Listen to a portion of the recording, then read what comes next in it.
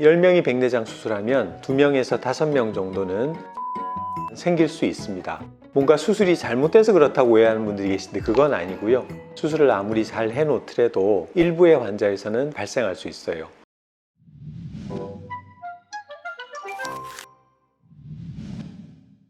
네, 원장님 안녕하세요. 안녕하세요. 네, 오늘은 노안백내장 수술에 관해서 많은 분들이 오해하고 있는 잘못된 정보에 대해서 알려주는 시간을 가져보려고 해요. 그렇죠. 네. 뭐 그건 꼭 그렇진 않죠. 수술적인 치료는 내가 불편할 때 받는 게 제일 좋은 거예요. 불편하지 않은데 백내장이 있다고 해서 수술을 받을 이유도 없고, 가까운 게 너무 안 보여서 불편하고 또 멀리 보이는 것도 예전보다 흐려 보이거나 그런 증상이 있는데 수술을 일부러 안전을 위해서 미룰 이유는 없어요. 불편하다면 언제든지 수술은 가능합니다. 내가 얼마나 증상으로 인해서 불편한지를 생각을 하고 수술을 하면 그게 고쳐질 수 있는지를 의사와 상의를 해서 결정을 하시면 될 것 같아요. 그렇진 않은데 그건 뭐 세모라고 얘기를 드릴 수 있을 것 같아요. 비문증은 원래는 백내장 수술 때문에 생기는 증상은 아닙니다. 연령이 증가하면서 자연적으로 발생할 수 있는 그런 증상인데, 백내장 수술을 하면 환자분들이 비문증이 심해졌다고 느끼는 두 가지 경우가 있어요. 한 가지는 백내장 수술을 할 때 저희가 초음파 기계로 믹서기로 갈듯이 수정체 단백질을 분쇄를 해서 흡인을 합니다. 근데 그 과정 중에 일부 부스러기는 눈 속에 남을 수가 있어요. 그런 것들이 유리체로 들어가게 되면 아주 작은 떠다니는 것들이 증가할 수 있거든요. 근데 그런 부분들은 적어도 한 달, 2달 정도가 지나면 저절로 흡수가 돼서 사라져요. 대개는 좋아질 수 있기 때문에 걱정하실 필요가 없고, 두 번째는 원래 이제 수술 전부터 비문증이 있던 분들도 그 모양이나 어떤 선명도가 수술하고 나서 조금 더 진해진다고 느끼는 분들은 계세요. 왜냐하면 백내장 수술을 하게 되면 이 광선이 눈 속으로 유입되는 양이 늘어나게 되거든요. 세상이 굉장히 환해져요. 밝아집니다. 그래서 비문증도 조금 더 뚜렷하게 보일 수가 있는 거죠. 실제로 비문증이 심해진 건 아니고 밝기가 밝아지기 때문에 생기는 약간 2차적인 현상 이다라고 생각할 수 있을 것 같아요. 아닙니다. 그렇진 않고 10명이 백내장 수술하면 2명에서 5명 정도는 후발 백내장은 생길 수 있습니다.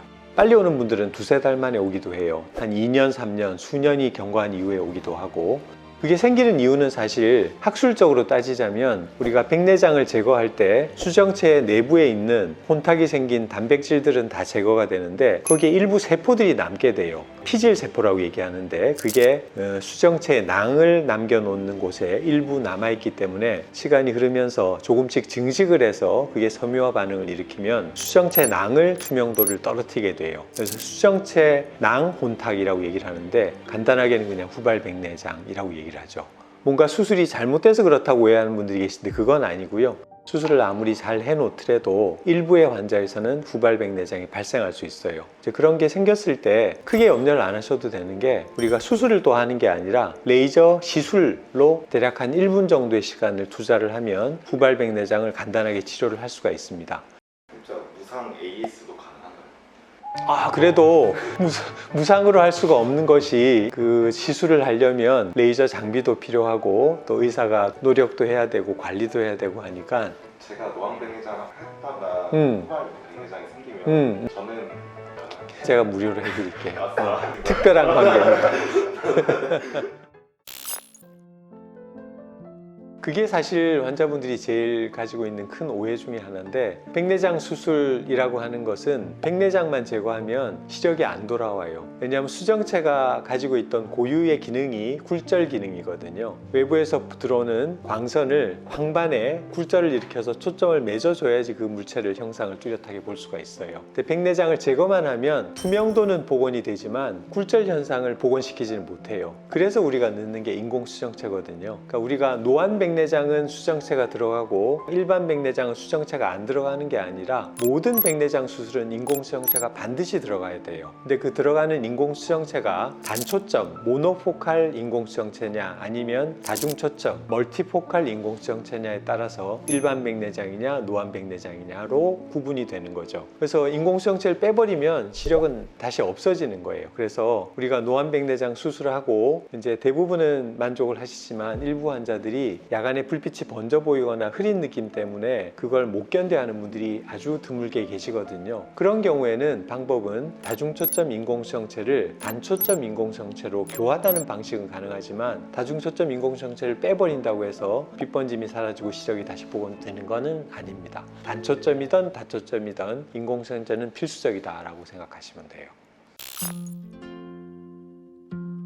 단초점은 특정 부위에만 초점이 맺어지는 거죠. 우리가 사물을 볼 때 가장 많이 보는 건 사실 가까운 것보다는 조금 떨어져 있는 물체들을 많이 보잖아요. 운전을 한다거나 여행을 다닌다거나 운동을 한다거나 영화를 볼 때 내가 안경을 쓰지 않고 보도록 초점을 맺도록 하는 게 단초점 인공수정체예요. 근데 그거는 멀리는 잘 보이는데 1m보다 더 가까인 물체들을 볼 때는 조금 흐려 보이게 되거든요. 그래서 그럴 때는 추가적인 돋보기 안경이 필요합니다. 그래서 이제 그런 불편감을 없애주는 게 다중초점 인공수정체예요. 다초점 인공수정체는 먼 곳도 보이지만 휴대전화나 컴퓨터, 책을 돋보기를 안 쓰고 볼 수 있게 만들어 드리는 그런 장점이 있는 거죠.